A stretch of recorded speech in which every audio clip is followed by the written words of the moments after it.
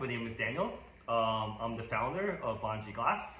The company you see here, this is my shop. And these are our bongs that we make. We make them from liquor bottles, all kinds and different types. Milagros, Jaegers. I think there was a Hennessy floating around somewhere, but that's our bestseller. But we have those. We also make these really cool pieces called double barrels, which my boy and I just hit. And I'm not gonna lie, I'm pretty stoned. Yeah, I'm really It's hitting me because he also gave me an edible not that long ago. So like I'm like single barrel, edible, and double barrel high at the same time. So we're properly medicated. So yeah, we make these beautiful double barrels. We can even make them out of like clay bottles, like Classy Azules. These are super popular. And yeah, that's me. I am a smoker, but also an entrepreneur who enjoys business and enjoys life and is happy to wake up every single day and just build. Whether it's through my regular job, whether it's through Bonji, just my relationships in life. I'm a happy person. And it's a blessing, and I'm happy that we're doing this right now.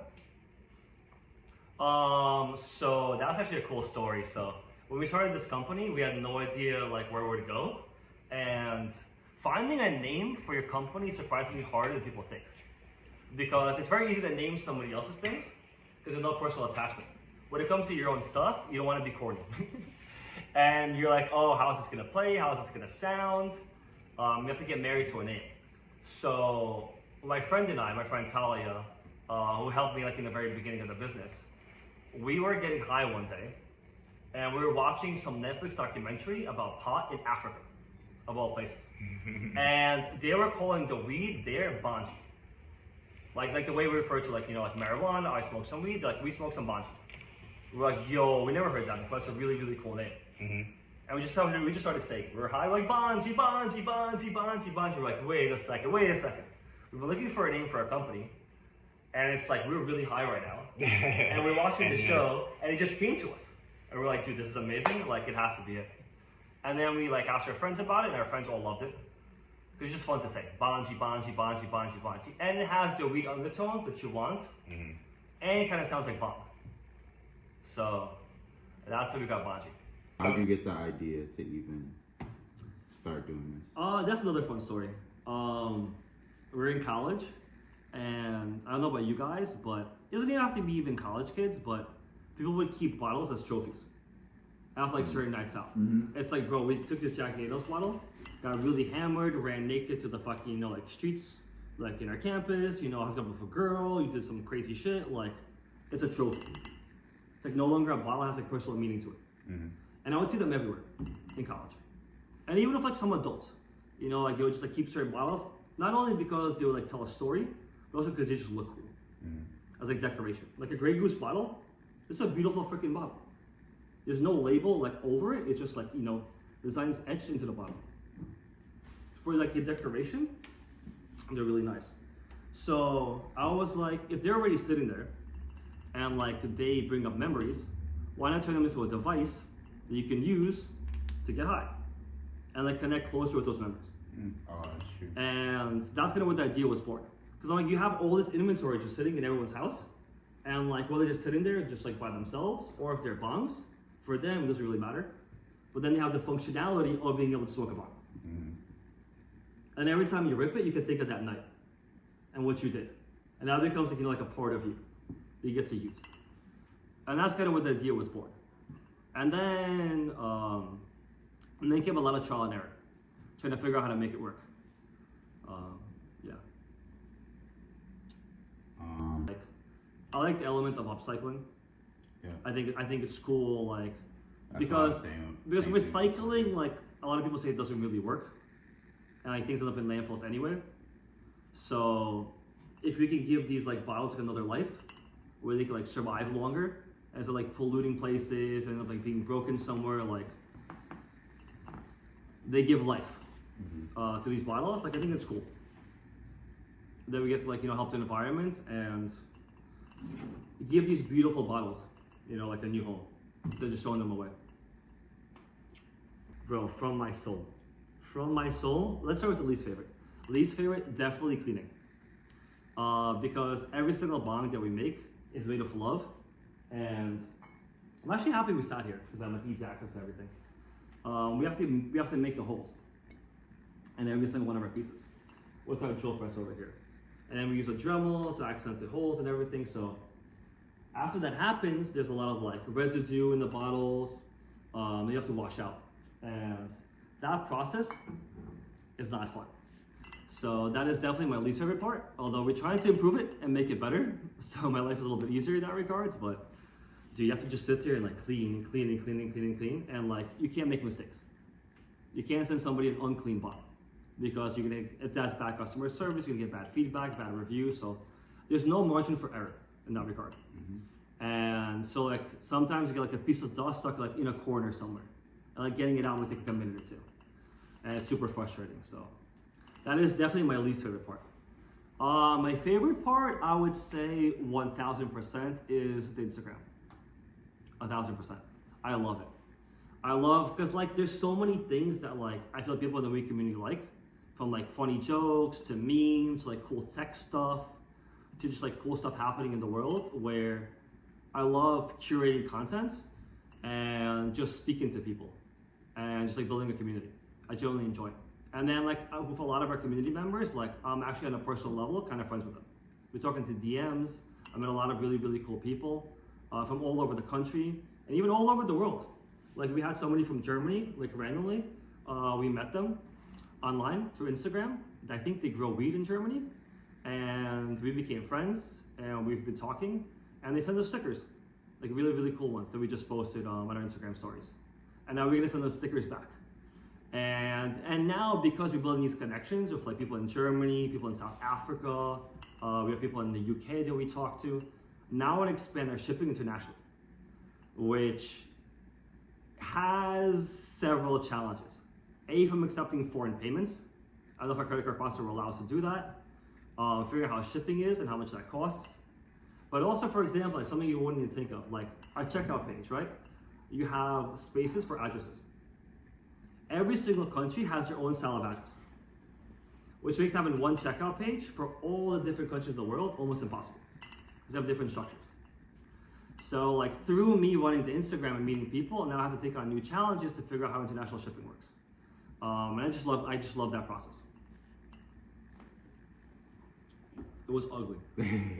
It was disgusting, because that was before we had the rubber seals, and we used steel putty to hold the down stems in place. And let me tell you, it just doesn't work. A, it leaks, because when it solidifies, it kind of half falls off, so water leaks out of it. Do I remember which bottle? No, I have no idea. I have no idea which brand it was. I have no idea. Whatever we had lying around. A favorite piece. You know, it's kind of like asking somebody like, who was your favorite kid? You know, they're all kind of my babies, and I like them all for different reasons. I would say, okay, I'm not gonna give a, okay. For single barrels, I like the tall, skinny ones the most. So I would say the Milagros are probably my favorite, because the glass is beautiful. And they have red ones too, which are really beautiful too. And you can see like the smoke rise through them. So they're really cool. And I really like the gray gooses as well. Because there's like a, it's a goose, right? That's what they call it in duck. But it's a gray goose. Yeah, it is a goose. It is a goose. So there's a goose over here. And it's like very, very like see-through glass. So you can see the smoke rise through the goose, which is really cool. So some of the bottles, just design-wise, are really cool for bongs. But I would say my absolute favorite are double barrels, because nobody else really makes them, and they really fuck you up. No one's ever ripped them and been like, yeah, that's underwhelming. I was always like, what? Henny, but then like Jameson and Jack Daniels are like. And that's same for most requested. Yeah. Henny just has such a strong following that's been developed over like a long period of time. So like, dude, so my old business partner, and we're actually like partnering again in some capacity, because we've remained friends. He used to make like these insane contraptions, where it will be like a base bottle into another bottle, and it would be a perk in between. And then like the smoke would come out like this through a bubbler, and then it would go and then to like the top again. And then he would like add extensions all over them. And then like in the bowl area, they would put a perk using a 250 milliliter bottle.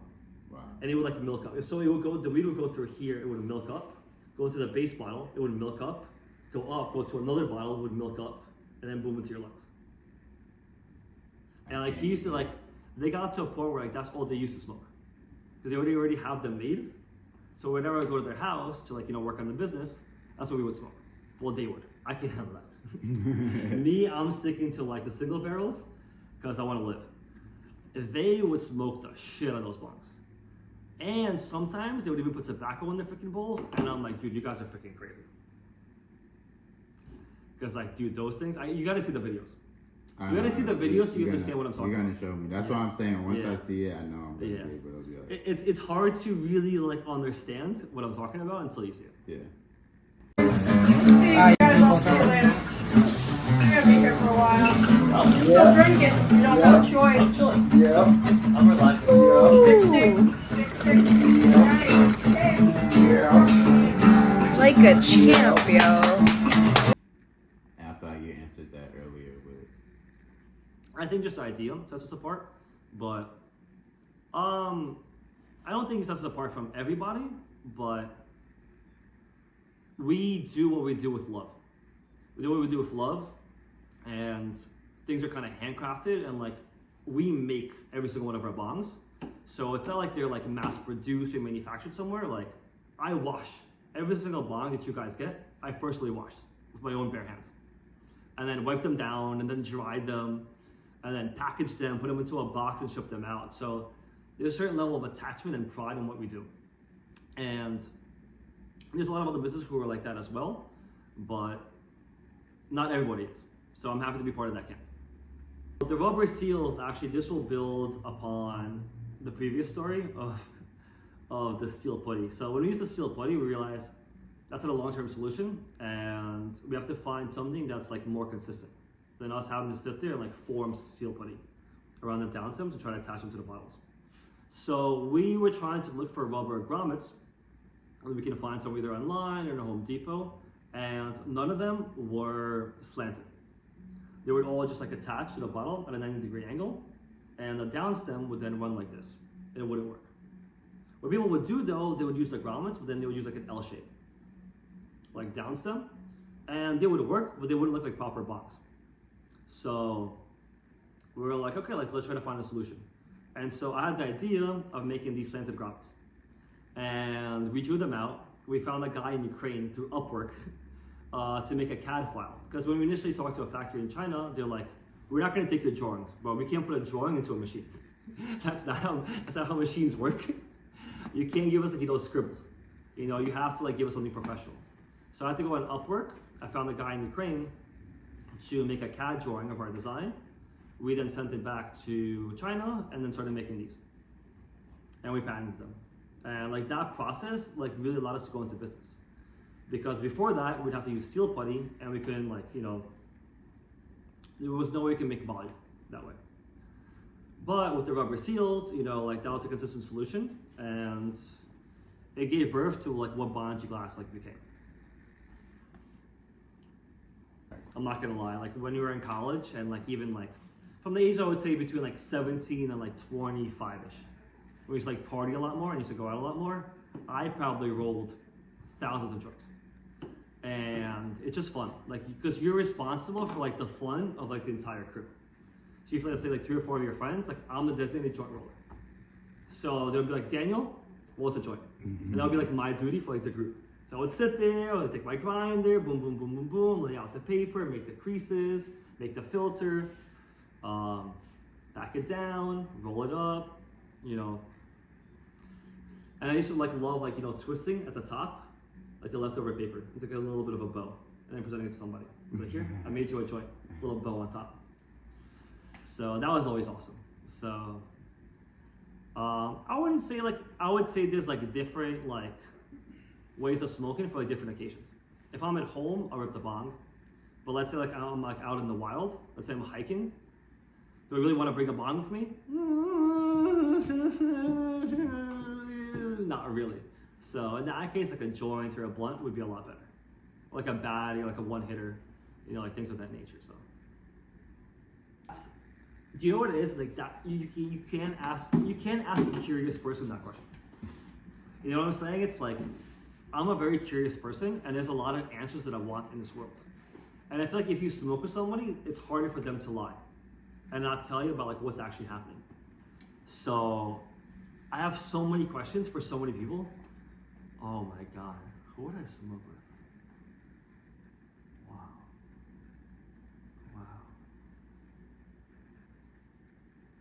Oh wow. Who would I smoke with? I would say it would have to be probably an athlete, because I love sports. Just so I can like hang out with them. Maybe like Novak Djokovic. I don't know if you guys know who that is. He's a tennis player. Or like Roger Federer would be cool. Maybe like Ronaldo, Cristiano Ronaldo.